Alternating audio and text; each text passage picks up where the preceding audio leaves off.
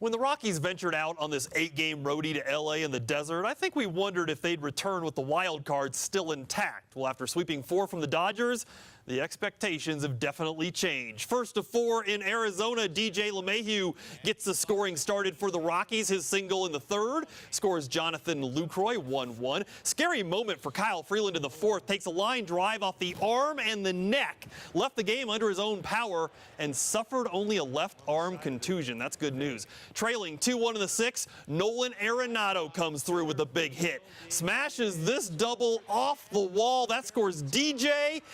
Ties it at 2. Then in the bottom half of the inning, Nolan with an incredible defensive play never ceases to amaze. Currently, the Rockies and Diamondbacks are tied at 2 in the 8th.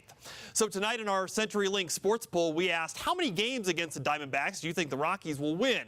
Voters said the Rockies are going to split the 4-game set.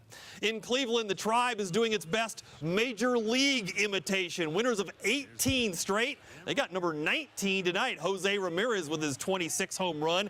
Indians win 11-0, 19 in a row, only 2 shy of the all-time major league record.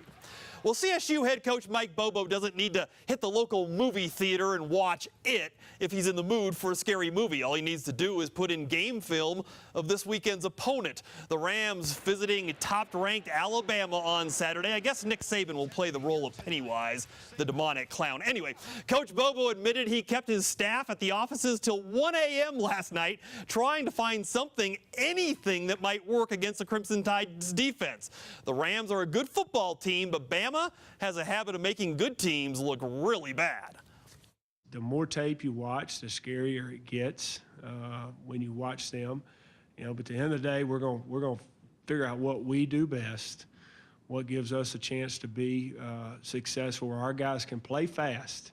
You know, we got to play fast. We got to come off the ball. We got to know what we're doing. If we try to do too much schematically, where we're trying to trick them by formation or motion and end up confusing ourselves, then that's when they're going to make you look worse than they make everybody else look.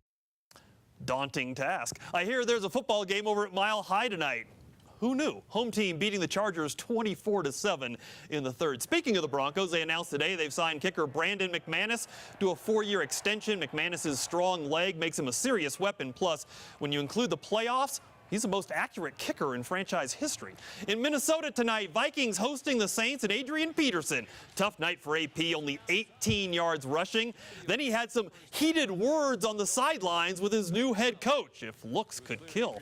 Stephon Diggs caught 2 touchdowns from Sam Bradford as Minnesota wins easily 29-19. Coming up, move over Charles Barkley. He's not the only ex-athlete turned TV analyst who's outspoken. A former U.S. soccer player brutally blasts the men's national team, including Tim Howard.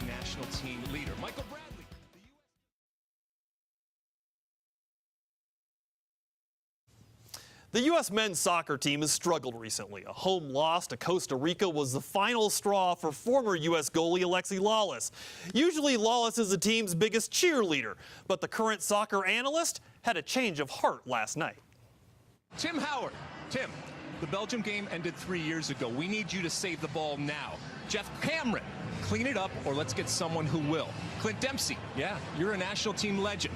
Now we need you to be a national team leader. Michael Bradley, the U.S. does not need you to be zen. The U.S. needs you to play better.